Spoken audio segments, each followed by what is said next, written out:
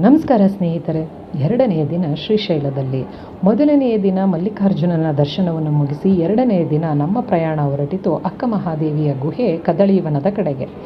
ಕದಳೀವನಕ್ಕೆ ಹೋಗಬೇಕು ಅಂದರೆ ನಾವು ಬೆಳಗ್ಗೆ 6 ಗಂಟೆಗೆ ದೇವಸ್ಥಾನದಿಂದ 1 ಕಿಲೋಮೀಟರ್ ದೂರದಲ್ಲಿರೋ ಪಾತಾಳ ಗಂಗೆ ಎಂಟ್ರೆನ್ಸನ್ನು ತಲುಪಬೇಕು. ಅಲ್ಲಿ ಬಂದು ರೋಪ್ವೇ ಟಿಕೆಟ್ ಕೊಡ್ತಾರಲ್ಲ, ಆ ಜಾಗದಲ್ಲಿ ನಿಮ್ಮ ಹೆಸರು, ಮೊಬೈಲ್ ನಂಬರು, ಎಷ್ಟು ಟಿಕೆಟ್ ಬೇಕು ಅಂತ ಬರೆಸ್ಬೇಕಾಗುತ್ತೆ. ಮತ್ತು ಒಬ್ಬರಿಗೆ 5 ಟಿಕೆಟು ಕೊಡೋದು. ಬೆಳಗ್ಗೆ 6 ಗಂಟೆಗೆ ಯಾಕಪ್ಪ ಬರೆಸ್ಬೇಕು ಅಂದರೆ 50 ಜನ ಆದರೆ ಮಾತ್ರ ಬೋಟ್ ಹೊರಡುತ್ತಂತೆ, ಇಲ್ಲ ಅಂದರೆ ಇಲ್ಲ. 9 ಗಂಟೆ ಒಳಗಡೆ 50 ಜನ ಆಗಿದ್ದರೆ ಮಾತ್ರ ಅವತ್ತು ಬೋಟನ್ನು ಬಿಡ್ತಾರೆ, ಇಲ್ಲ ಅಂದರೆ ಕ್ಯಾನ್ಸಲ್ ಮಾಡ್ತಾರೆ. ಮಿನಿಮಮ್ 30 ಜನ ಆದರೂ ಇರಬೇಕು. 50ಕ್ಕಿಂತ ಜಾಸ್ತಿ ಇದ್ದರೆ ಮತ್ತೊಂದು ಬೋಟನ್ನು ಬಿಡ್ತಾರೆ. ಬೋಟು 9:30ಗೆ ಹೊರಡುತ್ತೆ. ಇಲ್ಲಿ ಟಿಕೆಟನ್ನು ಇಶ್ಯೂ ಮಾಡಲ್ಲ. ಇಲ್ಲಿ ಜಸ್ಟ್ ನೇಮನ್ನು ಬರ್ಕೊಂಡು, ಮೊಬೈಲ್ ನಂಬರನ್ನು ಬರ್ಕೊಂಡು ನಿಮ್ಗೆ ಎಷ್ಟು ಟಿಕೆಟ್ ಬೇಕು ಅಂತ ಬರ್ಕೋತಾರೆ. ಆನಂತರ ನೀವು ಇಲ್ಲಿಂದ ಪಾತಾಳ ಗಂಗೆಗೆ ಹೋಗಬೇಕು. ನೀವು ರೋಪ್ವೇಲಾದರೂ ಹೋಗ್ಬೋದು ಅಥವಾ ಮೆಟ್ಟಿಲನ್ನು ಇಳ್ಕೊಂಡು ಬೇಕಾದರೂ ಹೋಗ್ಬೋದು. ರೋಪ್ವೇಯಲ್ಲಿ ನಾವು ಮೊದಲನೇ ದಿನ ಹೋಗಿದ್ವಿ, ಆದ್ದರಿಂದ ಎರಡನೇ ದಿನ ನಮ್ಮಲ್ಲಿ ಸಮಯಾವಕಾಶ ತುಂಬ ಇದ್ದಿದ್ದರಿಂದ ನಾವು ಮೆಟ್ಲನ್ನು ಇಳ್ಕೊಂಡು ಹೊರಟ್ವಿ. ಇಲ್ಲಿ ಹೆಚ್ಚಿನ ಮೆಟ್ಲುಗಳೇನಿಲ್ಲ, 400ರಿಂದ 500 ಮೆಟ್ಲುಗಳಿರಬಹುದು. ನೋಡಿ, ಇಲ್ಲಿ ಉದ್ದಕ್ಕೂ ಪೂಜಾ ಸಾಮಗ್ರಿ ಇಟ್ಟಿದ್ದಾರೆ. ನಿಮಗೆ ಬೇಕು ಅಂದರೆ ಇಲ್ಲಿ ಪೂಜೆ ಸಾಮಾನನ್ನು ತಗೋಬಹುದು.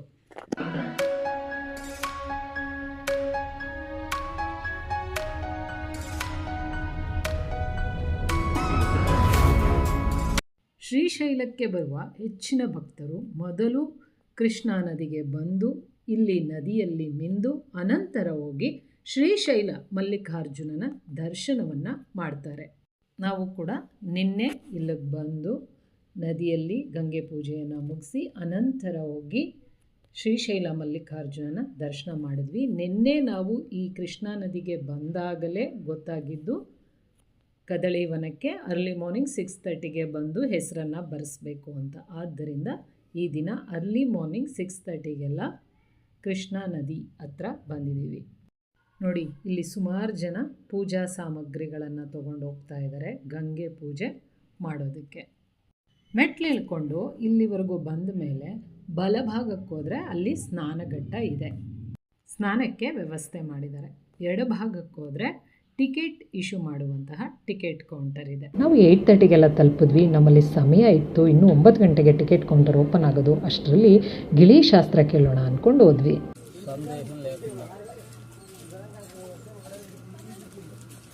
దేవుణ్ణి ప్రార్థించి అమ్మగారి ముఖం చూసి కర్తవ్యం ఏనా రాముడు చెప్పమంటావా?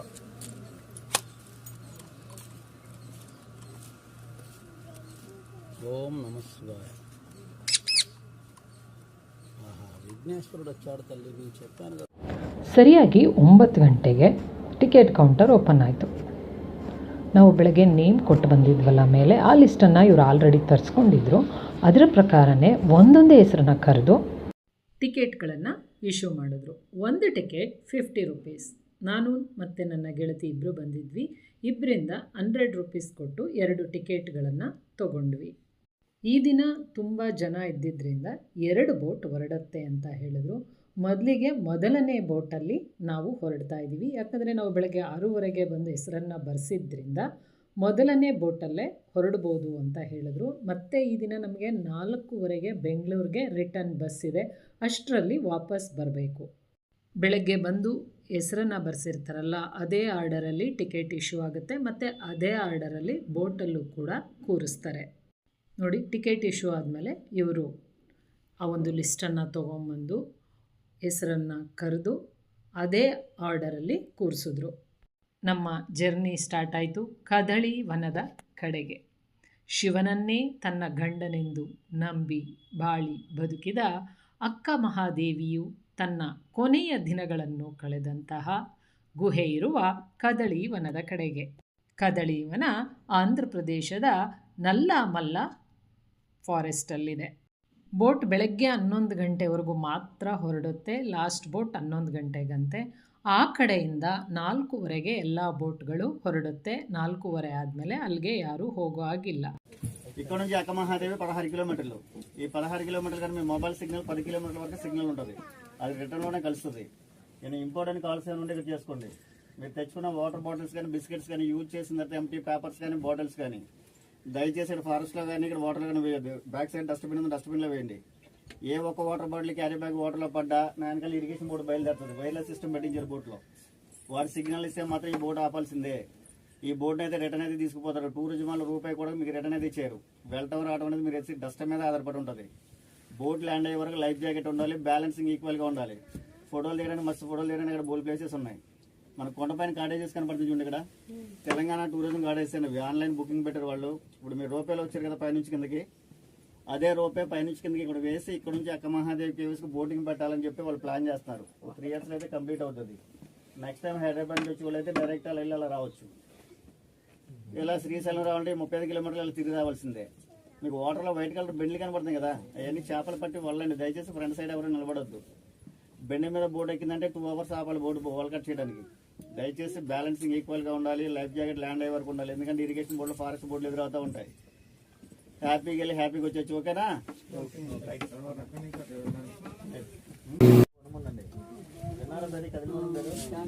ఇప్పుడు మనం వెళ్ళే గుహల దగ్గర అక్క మహాదేవి అమ్మవారు కొంతకాలం తపస్సు చేసిన తర్వాత ఆ కదిలి వనం వెళ్ళి అక్కడ స్వామివారిలో అవుతుందండి. అక్కడ విశిష్టత ఏంటంటే అక్కడ ఒకటే బండ ఉందండి. ఆ బండ పైన ఒక 500 మంది కూర్చున్న ప్లేస్ ఉంది. దానిపైన సంస్కృతం ఏర్పడ టాపోడ్ వచ్చింది. పూర్వం రోజుల్లో ఋషులకి సాధువులకి అందరికీ అమ్మవారు ప్రవచనాలు చేసేదంట. అక్క మహాదేవి అమ్మవారు రచయిత్రి ప్లస్ విద్వాంసురాలు కూడా ఆవిడ అక్కడ చాలా రచనలు చేసింది. ఆ బండ పైన ఒక శివలింగాన్ని పెట్టారండి. ఏ శతాబ్దంలో పెట్టారో తెలియదు కానీ ఉదయించే సూర్యకిరణాలు కానీ అస్తమించే సూర్యకిరణాలు కానీ లోపల ఉన్న స్వామివారి మీద పడుతుంటాయి. నల్లమల్ల ఫారెస్ట్ అంటే చాలా తిక్కు ఫారెస్ట్. మనం వచ్చిన కూడా నల్లమల్ల ఫారెస్ట్లోనే వచ్చాము కదా. రవాణా మార్గం ఉన్న ఏరియాలలో నల్లమల్ల ఫారెస్ట్ లేదండి. కదిలి వనానికి రవాణా మార్గం లేదు కానీ చాలా దట్టమైన అడవి. అంత దట్టమైన అడవిలో కూడా లోపల ఉన్న స్వామి మీద సూర్యరశ్మి పడుతుంది. అంత పర్టికులర్గా చెప్పడానికి కారణం ఏంటంటే సూర్యరశ్మి పడుతుందని. ఆ బండ ఏ ఆకారంలో ఉంటుందంటే ఆల్చిప్ ఐడియా ఉందా? అది నోరు ఆగించినట్టుగా ఉంటుందండి. దాని ముందు పెద్ద పెద్ద చెట్లు ఉంటాయి. 3 మనుషులు పట్టుకుంటే చెట్లు అవరు అనమాట, ఇలా వాడేసుకుంటాయి. అంత పెద్ద చెట్ల మధ్య నుంచి వెళ్ళి సూర్యరశ్మి మీద శివలింగం మీదే పడుతుంది. ఒక అద్భుతమైన ఉంటుంది. అక్కడికి ఎన్ని వేల మంది వెళ్ళినా తాగడానికి సరదారు వస్తుందండి. ఆ బండ పక్కన ఇంత హైట్ కొండ ఉంటుంది, కొండపై నుంచి నీళ్ళు వస్తూ ఉంటాయి. ఆ నీళ్ళు ఎక్కడి నుంచి వస్తున్నాయనే విషయం చాలా మంది అన్వేషించారు, ఎవరికి అనిపించలేదు అది. ఆ కదిలి వనం నుంచి ఇంకొక 8 kilometers నడవగలిగితే దత్తాత్రేయ స్వామిజీ వారు తెలుసు కదా, శ్రీపాద వల్లభ. ఆయన శ్రీశైలంలో 3 ఫల వృక్షం కింద కొంతకాలం జపంలో కూర్చొని అక్కడికి వెళ్ళి తపస్సు చేశారండి. ఆయన పాడుగులు ఇప్పటికీ ఉన్నాయి అక్కడ. మొత్తం 15 kilometers ప్యాకేజ్ అది.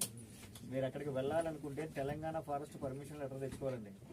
శ్రీశైలం నుంచి హైదరాబాద్ రూట్లో అచ్చుపల్లి ఫారెస్ట్ ఆఫీస్ ఉంది, లెటర్. అది తీసుకొచ్చి మా మేనేజ్మెంట్ వాళ్ళకి చూపిస్తే బోట్ అరేంజ్ చేస్తారు. అది ఒక రోజులో వెళ్ళి రాలేముండదు. ఒక నైట్ అక్కడ ఉండి స్వామి అమ్మవారి దర్శనం చేసుకుని మరుసటి రోజు రావాలి. అవునండి, ధ్యానానికి అనువైన ప్రదేశాలు అండి అవి. ఏదో పిక్నిక్ యాత్ర 4 గంటల టైం పాస్, 2 గంటల టైం పాస్ అంటే కళ్ళలో కూడా అది వెళ్దామని అనుకోవద్దు. ఆల్మోస్ట్ 550 రూపాయలు టికెట్ పెట్టారు. 199 మంది మిమ్మల్ని అందరినీ ఇంక్లూడింగ్ చేసి చెప్తానండి. అది ఏదో 4 hours టైం పాస్ అయిపోతుంది, వెళ్ళొచ్చేద్దాం అన్నట్టు బయలుదేరి వస్తుంటారు. ఇప్పుడు మీరు వెళ్ళేదైతే పిక్నిక్ యాత్ర స్థలం అయితే కదండి, ఒక ఆధ్యాత్మిక స్థలం. దాన్ని తక్కువ భూమి అని పిలుస్తారు. ఈ తక్కువ భూమిలోకి మీరు 70 అడుగులు నడుచుకుంటూ వెళ్ళాలి.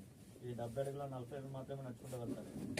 కనుమ 30 అడుగులో 15 అడుగులు వంగుని వెళ్ళాలి, 15 అడుగులు క్రాస్గా వెళ్ళాలి. లోపల చీకటి ఉంటుంది, ఆక్సిజన్ ట్రబుల్ ఉంటుంది, గబ్బిలాలు ఉంటాయి, గబ్బిలాల స్మెల్ కూడా ఉంటుంది. చీకటిలో వెళ్తుంటారు కాబట్టి చాలా జాగ్రత్తగా. ಬೆಳಗ್ಗೆ 10 ಗಂಟೆಗೆ ನಮ್ಮ ಜರ್ನಿ ಅಕ್ಕ ಮಹಾದೇವಿಯ ಗುಹೆಯ ಕಡೆಗೆ ಸ್ಟಾರ್ಟ್ ಆಯಿತು. ಪಾತಾಳಗಂಗೆಯಿಂದ ಇದು 16 kilometers ದೂರದಲ್ಲಿದೆ. ಇಲ್ಲಿ ಯಾವುದೇ ಅಂಗಡಿಗಳಿಲ್ಲ. ನಾವು ಬರಬೇಕಾದ್ರೇ ಜೊತೆಯಲ್ಲಿ ಸ್ನ್ಯಾಕ್ಸ್, ನೀರು, ಊಟವನ್ನು ತರಬೇಕು. ಯಾಕಂದರೆ ವಾಪಸ್ ಹೋಗೋದು ಸಂಜೆ ಆಗುತ್ತೆ. ಕರ್ನಾಟಕದ ಶಿವಮೊಗ್ಗ ಜಿಲ್ಲೆಯ ಉಡುತಡಿಯಲ್ಲಿ ಅಕ್ಕ 12ನೇ ಶತಮಾನದಲ್ಲಿ ವೀರಶೈವ ಮನೆತನದಲ್ಲಿ ಸುಮತಿ ಮತ್ತು ನಿರ್ಮಲಾ ಶೆಟ್ಟಿ ಮಗಳಾಗಿ ಜನಿಸ್ತಾರೆ. ಇವರು ಬಹಳ ಸೌಂದರ್ಯವತಿಯಾಗಿರ್ತಾರೆ. ಇವರ ಸೌಂದರ್ಯಕ್ಕೆ ಮಾರು ಹೋದಂತಹ ಕೌಶಿಕ ರಾಜ ಒತ್ತಾಯಪೂರ್ವಕವಾಗಿ ಮದುವೆ ಆಗ್ತಾರೆ. ಅಕ್ಕ 2 ಷರತ್ತುಗಳನ್ನು ವಿಧಿಸಿ ಮದುವೆ ಆಗ್ತಾರೆ. ಮೊದಲನೆಯದು ಶಿವಪೂಜೆಗೆ ಅವಕಾಶ ಮಾಡಿಕೊಡ್ಬೇಕು, 2ನೇದು ತನ್ನ ಅನುಮತಿ ಇಲ್ಲದೆ ತನ್ನನ್ನು ಮುಟ್ಟಬಾರ್ದು ಅಂತ. ರಾಜ ಒಪ್ಪಿ ಮದುವೆ ಆದರೂ ಸಹ ಬಹಳ ದಿನಗಳ ಕಾಲ ಅಕ್ಕ ಶಿವಧ್ಯಾನದಿಂದ ಏಳೋದೇ ಇಲ್ಲ. ಕಾಲಾನಂತರದಲ್ಲಿ ರಾಜ ಅಕ್ಕನನ್ನು ಒತ್ತಾಯಪೂರ್ವಕವಾಗಿ ಒಲಿಸಿಕೊಳ್ಳಲು ಹೋದಾಗ ಅಕ್ಕ ಅದನ್ನು ಧಿಕ್ಕರಿಸಿ ತನ್ನ ವಸ್ತ್ರವನ್ನು ಕಳಚಿ ರಾಜನ ಮೇಲೆ ಎಸಿತಾಳಂತೆ. ಆಗ ರಾಜನಿಗೆ ಅಕ್ಕ ಜೈನ ದಿಗಂಬರೆಯಾಗಿ ಕಾಣ್ತಾಳಂತೆ. ಯಾಕಂದರೆ ಅವರು ಜೈನ ರಾಜರಾಗಿರ್ತಾನೆ. ಅನಂತರ ಶರಣಾಗತನಾಗಿ ಕ್ಷಮಾಪಣೆಯನ್ನು ಅಕ್ಕನಲ್ಲಿ ಕೇಳ್ತಾನೆ ರಾಜ. ಅನಂತರ ಶಿವನನ್ನೇ ತನ್ನ ಪತಿಯೆಂದು ಸ್ವೀಕರಿಸಿ ಕೇಶಾಂಬರೆಯಾಗಿ ಲೌಕಿಕ ಜಗತ್ತನ್ನು ಧಿಕ್ಕರಿಸಿ ಹೊರಟಂತಹ ಅಕ್ಕ ಕಲ್ಯಾಣಕ್ಕೆ ಬರ್ತಾರೆ.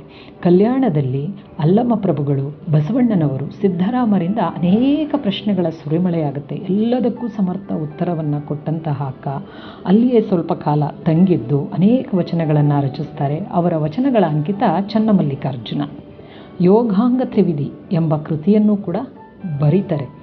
ಆ ನಂತರ ಅವರು ಹೊರಟು ಈ ಶ್ರೀಶೈಲಕ್ಕೆ ಬರ್ತಾರಂತೆ. ಈ ಶ್ರೀಶೈಲದಲ್ಲಿ ಬಂದು ತನ್ನ ಕೊನೆಯ ಕಾಲದವರೆಗೂ ಕೂಡ ಇಲ್ಲೇ ನೆಲೆಸಿರ್ತಾರಂತೆ.